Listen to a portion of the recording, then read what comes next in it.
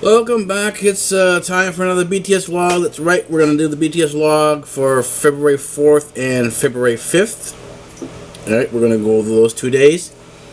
And it's more likely than not going to go into the 6th. Let's be realistic, because we are starting late at night. It's already about 10:30 on the 4th. So we'll do some of Wednesday. And we won't finish on Wednesday until well into Thursday. So it's the BTS vlog for February 4th, 5th, and 6th.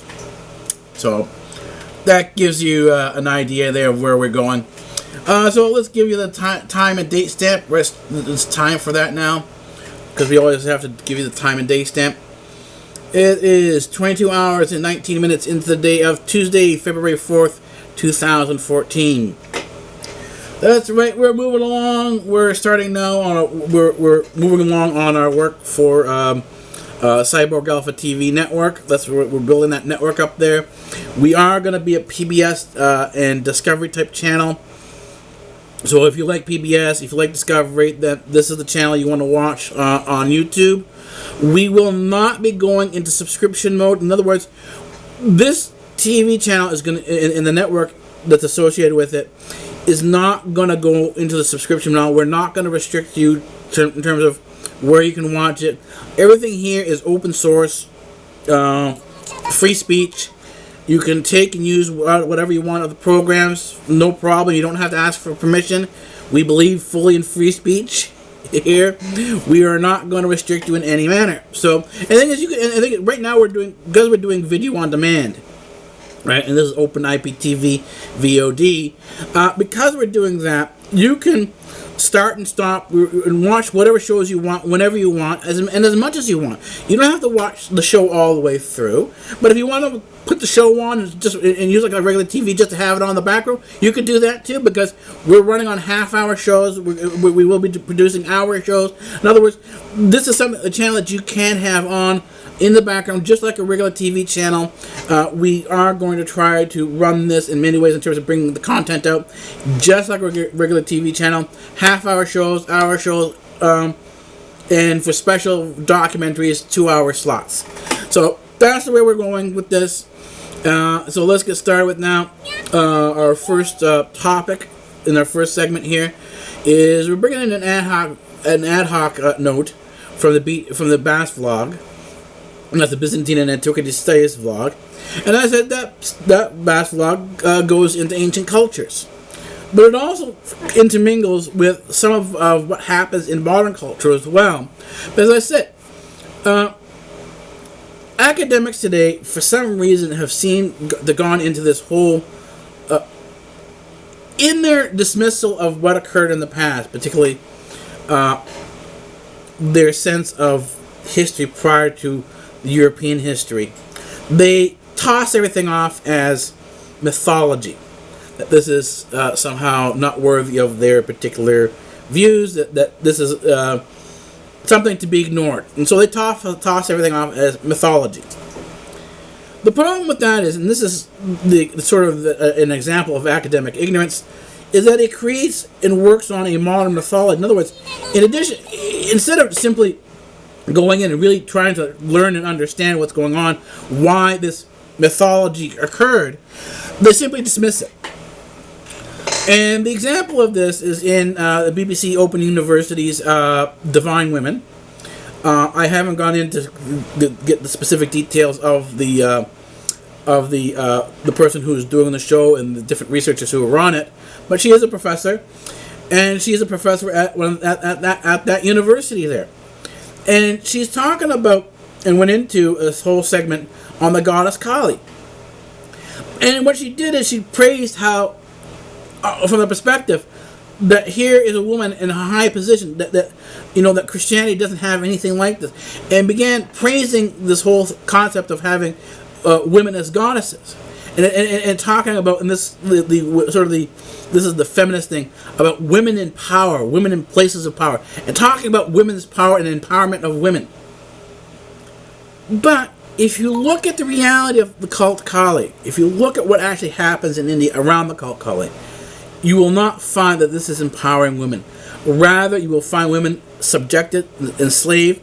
You will find, and this is if you watch and go into, read the Indian papers, go into this whole rape trial case thing here. You go into that rape trial case, and the amount of rapes that occur actually in India, you will find a large chunk of it actually related to Kali, related to the attitudes in India towards women. And you'll find that although they have these goddesses here, the women are not in charge. They're not in positions of power. In fact, the opposite is true, that women are actually treated significantly horribly. In other words, you look at the deletes. Look at the average life of a girl on the streets of New Delhi, or on the streets of Calcutta. Go look at that. Go look at what happens to them. And you will understand that in the midst of these statues, in the midst of these gods, this poverty, this behavior, this treatment of women exists. Yet, what happens? This lady, this professor, in the show, in the documentary Divine Women, ignores all of this. And what she does is presents a fantasy of India, but presents this fantasy as scholarly, as academic. And so this brings out a whole concept of scholarly fantasy. In other words, fantasy, imagination, romanticism, not brought in as romanticism, as a story or as fiction, but as scholarly research, as academics, as a new understanding. And this is completely false. It is being done in the Open University. And this is where I talk about before, and this is where we can get into it. I alluded to this in an earlier BTS vlog, talking about the Illuminati puzzle. The problem is that a lot of people suspect that Illuminatis are behind this, that they're creating this entire environment of fantasy for the average person so that they can take control. But I'll show you that the Illuminati themselves are actually illusions. The view of Illuminati that currently exists is an illusion. It's not real. And I'll go into the Illuminati puzzle and show you how that what we see of today's Illuminati is not necessarily what we see. There are some truths to this, and this is what you need to really realize. There are some truths to this, but there's a large chunk of fiction. There's a large chunk of fantasy and illusion behind this. And that's what we're going into in these next few segments, and later on into the BASvlog, into the InstaVlogs. We'll get into that on a more detailed level. Anyways, I will see you in the next segment because our time is up now, and bye.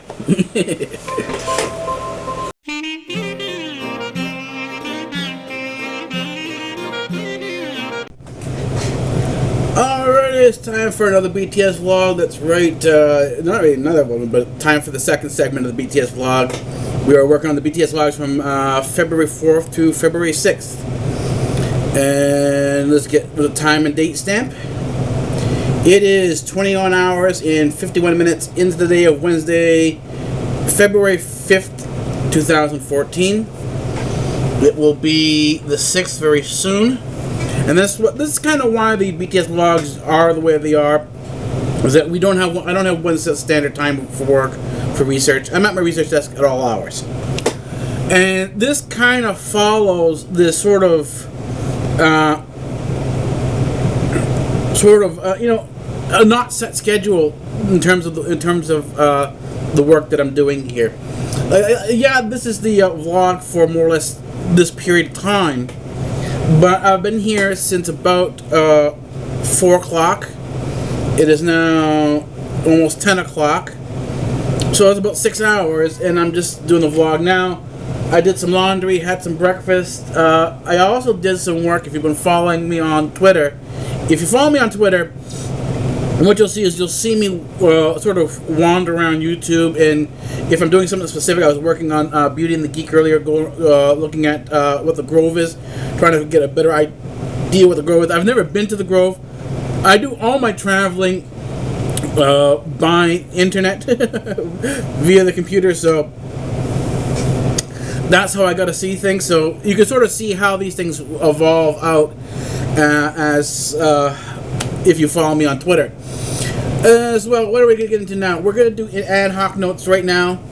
The ad hoc notes are, and this is if you were doing research and you're planning to get into research, what you need to do is you need to set out, you need to understand that notes evolve. The preliminary notes, the notes you first start off with, are not going to be organized. They're going to be ad hoc. They're going to be all over the place.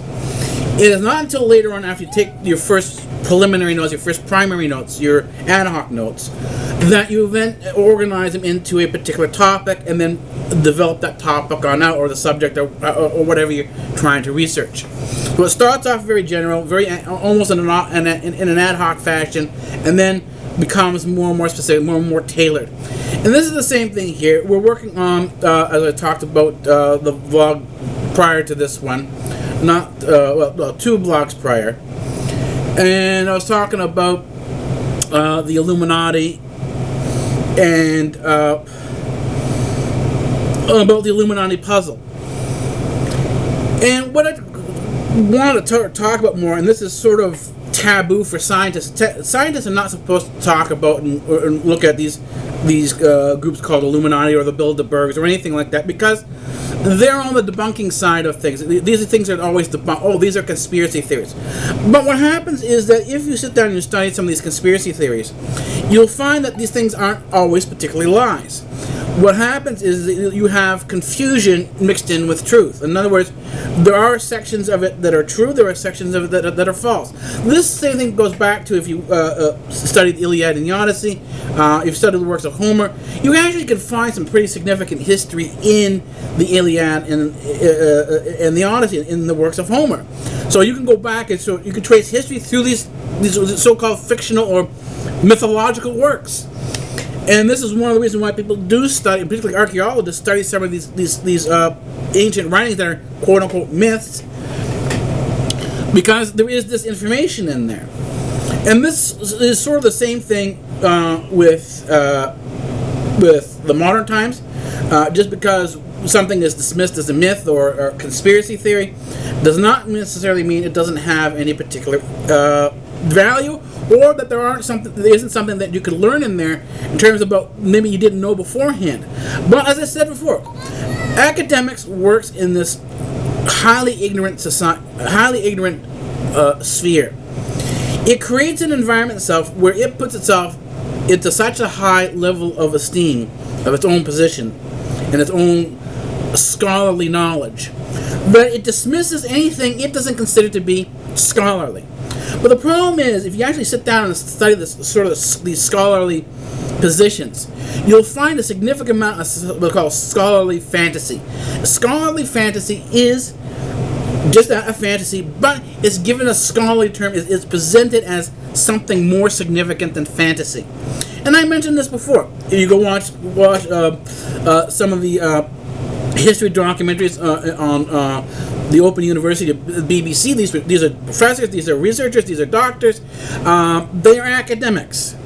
They are scholars. And you hear her this again. This particularly on this documentary called Divine Women. Go and listen to her discussion on the cult of Kali, on the goddess Kali. Then go and take a serious look at what's going on in India. Look at what's actually going on around Kali in terms of the realistic stuff that's going on around the cult of Kali. Look at Calcutta. Look at the streets of New Delhi. Look at what happens with the Dalits. Look at the realities of Indian society and what's actually happening on the streets of India. And that will tell you where the reality is in terms of the real reality and this so-called fictional reality, the scholarly fantasy, the scholarly reality. there's a significant divide. And this is the same thing here with the Illuminati. Anything that has a history can be studied and understood in the context of history. And I think that the Illuminati does have a history. And the thing is, so in the beginning part of the puzzle here, what we're going to be doing is we're going to be looking at the history of the Illuminati, looking at history, how the Illuminati, which have been around, basically the Illuminati, I give the Illuminati are basically, sort of describe it better, they emerged with the Roman Catholic Church, and they were actually they were a result. The Illuminati, and there's a whole bunch of other groups, including the Freemasons. These are all groups that are interconnected, including the Jesuits. They are a result or an emergence from the Roman Catholic Church. The Roman Catholic Church really formed around 1054 when it broke away from the Eastern Church and formed its own theology. In other words, the split in the East and West churches were not simply on an ideological basis in terms of my idea is better than yours. It was based on fundamental theology. The theology really split the definition of what God was. And the Western tradition took the idea of God as God Almighty and went back to the Zeus model and had a war god and allowed for kings and queens and the emergence of Europe as the European sphere, as the European identity. Where the Eastern tradition did not have any form of nationality identity, didn't have a national identity to it. There was no national identity to Eastern Christianity. It was Greek only because the language was Greek. That's the only reason why it was Greek. But beyond that, there wasn't a nationality to the Eastern religion, to the Eastern theology, Eastern Christian theology. But most scholars, when they present the Christian church, don't talk about that. Anyways, I'll come back in a few minutes with the rest of this segment.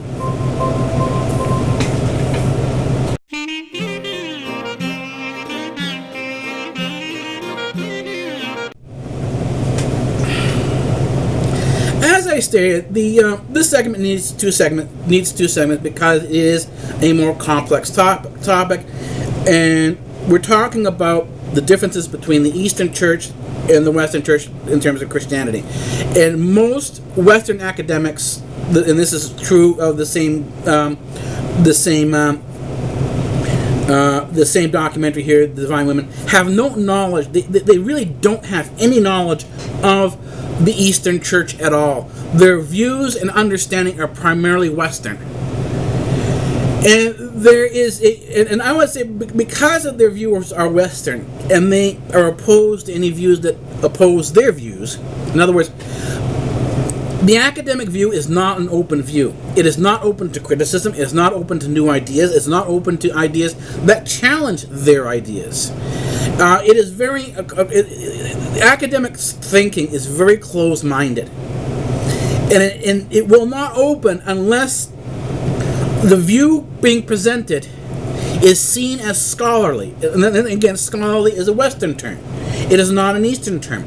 In other words, unless it is already approved by academics in an academic setting, then all knowledge outside of this knowledge is not knowledge, but fantasy and mythology. And that's how it's dismissed. And they will not accept any ideas that fall into this idea of fantasy. And give you an example. Go back and look at the history of plate tectonics. And you will find that there was a point in time, up until recently in history, where plate tectonics was considered to be fantasy, and the researchers studying geology would not accept the concept of plate tectonics and the ideas of plate tectonics because they were not viewed as scholarly. It wasn't until the scholarly view really significantly collapsed that the view of plate tectonics, the understanding of plate tectonics, came in. So here's science. These scientists who are supposed to be academic and open, they're supposed to have this knowledge. But what happens? In this view of themselves, in the world that they create for themselves, they blind themselves to new ideas and new concepts. And you can find this throughout the scientific community. You can find this throughout the scientific history. This includes Einstein, where the initial academic response was not a favorable one. They were closed-minded about Einstein and Einstein's work. This the same thing was true for Sir Isaac Newton. Sir Isaac Newton, he did his work way before he was accepted by the academic elite, the academic societies. And it wasn't until he, and the thing is, Sir Isaac Newton, if you go back and study his notes, you'll find that he's an alchemist. But he had to give up his ideas of alchemy in order to get his society position in the scholarly society. In other words, even though they accepted him, they didn't accept all the ideas. They only accepted part of the ideas. And the thing is, this was what creates this, what I call scholarly fantasy, the academic ignorance.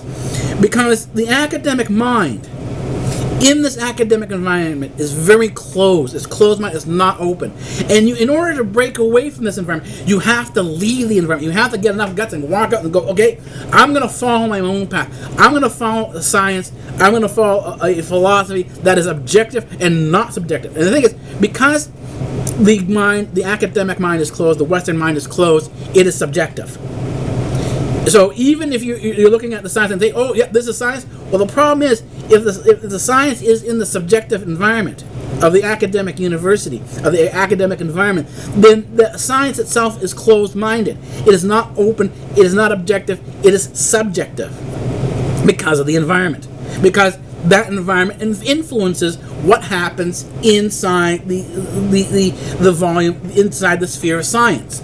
Because the sphere of science does not sit universally outside the universities in the academic mind. It's just within the academic mind and within the environment of the or the sphere of the university.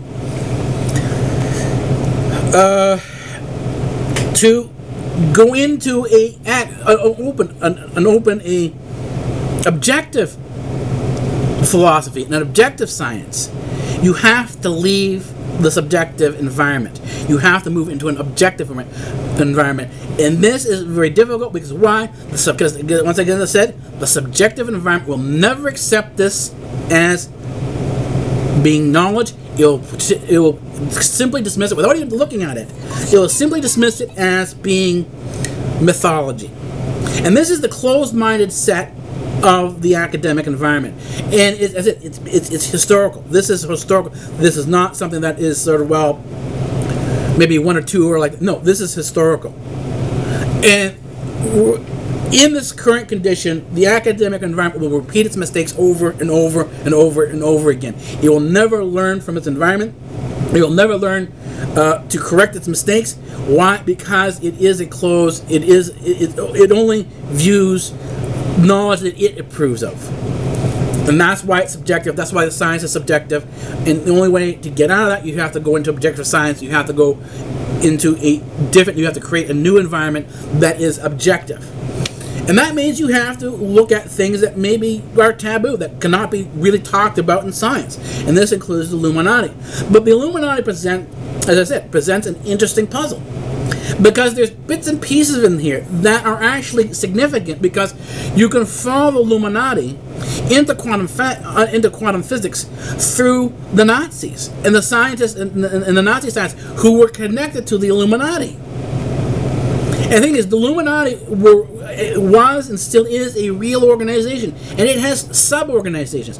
And some of these sub-organizations had interconnections with other organizations. And these organizations often intersected and did intersect with some of the Nazi organizations that produced the Nazi scientists that were working on the nuclear stuff. They were on the sort of the fabled Bell project. That was some of the stuff that was all interconnected with the Illuminati. It's not that one knew the other, or they were planning this massive conspiracy. It's just what happens is that a lot of times when you're working in a particular area, or you know one group or another group, just simply knowing each other doesn't mean you're conspiring. It just simply means you know one another. And in the academic environment, particularly a science environment, you share knowledge. And that's how a lot of these knowledge, particularly about the nuclear science, got shared back and forth between the Nazi scientists and the American scientists. Anyways, I'm going to end this now here. I might come back and talk about this more in the fourth and final segment, but we'll see what happens later on tonight and how things go. Anyways, that's it for now. I will come back and talk in a couple hours.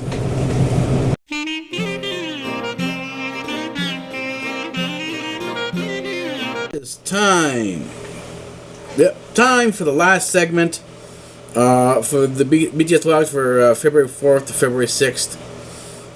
Because in a couple hours, we'll be starting the next vlog, which will cover Thursday and Friday, and give us our time for that. Give us that period of time. Anyways, I got a response on my video today. Someone commented on my video and was interested in one of the music segments of it. And so I was talking to the guy, and I went to his channel and his Google page, and he's KayMuller, I assume. That's the name here. And I found out he's a musician, so I think some people were looking at some of the music stuff I was looking at, and so I thought that this gives us an option to sort of expand here a little bit. But I digress, because I have to give you the time and date stamp.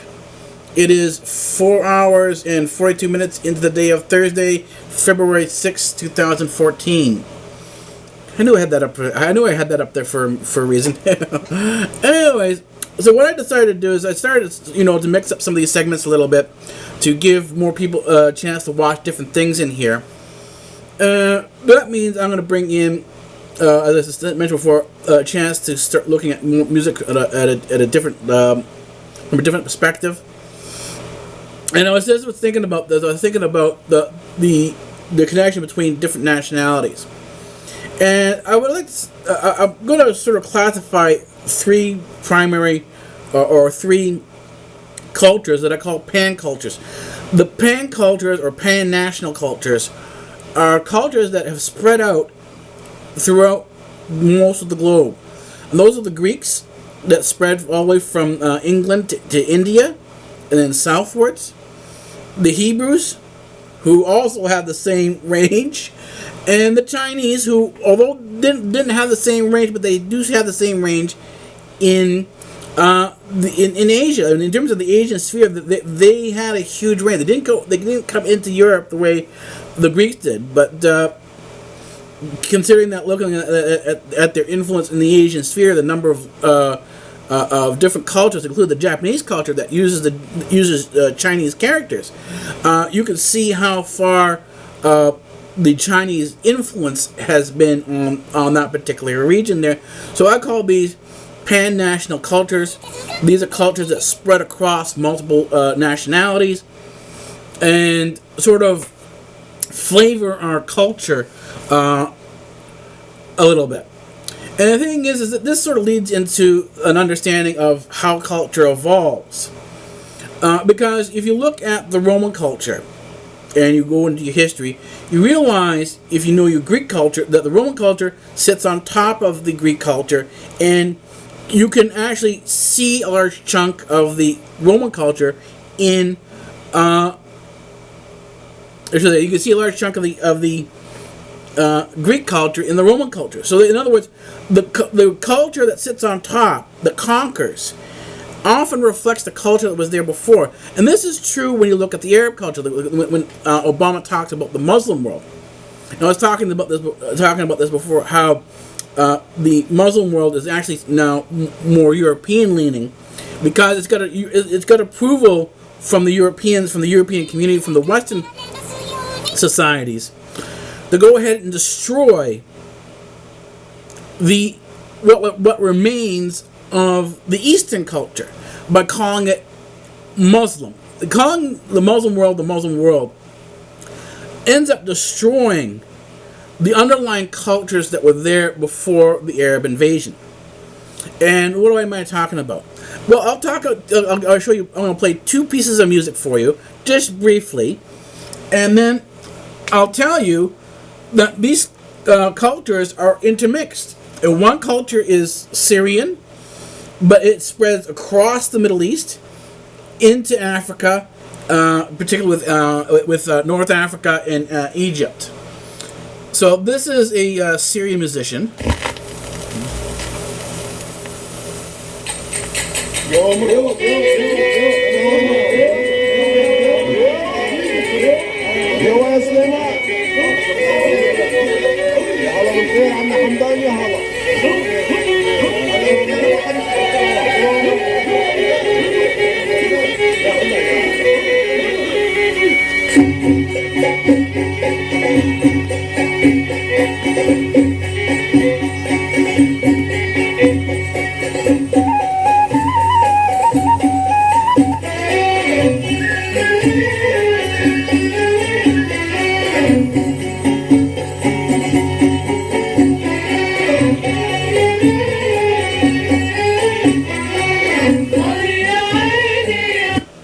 Okay, now I'll play the second one for you.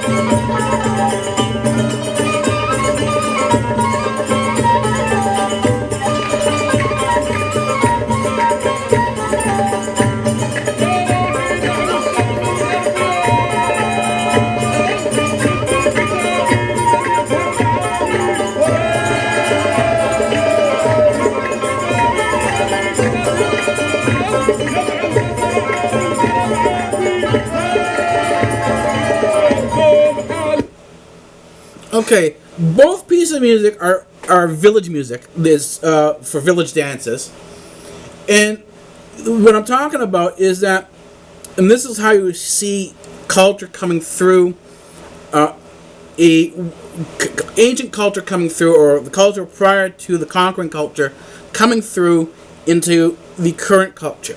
Now, these two areas here are now Muslim. If you understand Islam, you understand that there's no music and there's no dancing. Yet here we have these village dances coming through. So this is the evidence that there is a culture prior to Islam. There is a culture prior to the Muslims coming into these regions, into the African region. That's North Africa, that's Egypt. This is Muhammad al-Barqa, that's the last one. And then into Syria, where you see these cultures intermixed. And I'll show you more how this actually meets up with music in Greece and goes all the way across into India, and you can even be found into Korea. So I'm going to leave this here, but this is kind of the things we're going to be doing. This is kind of things, short segments, because these are ad hoc notes, but this will be developed more in Insta vlogs and other bits and pieces here as we go along with our Insta vlogs and the sort of the ad hoc notes. Anyways, I will see you for the first segment of the next BTS vlog in a few hours. Good night.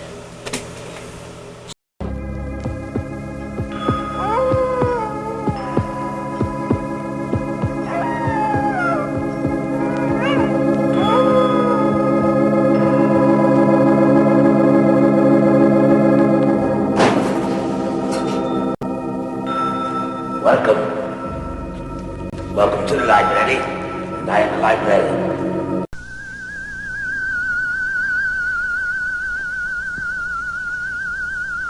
I am the professor. And professor of what? Professor of physics.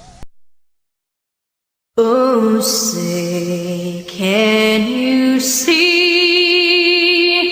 by the dawn's early light? Free speech rules here at Democratic Earth.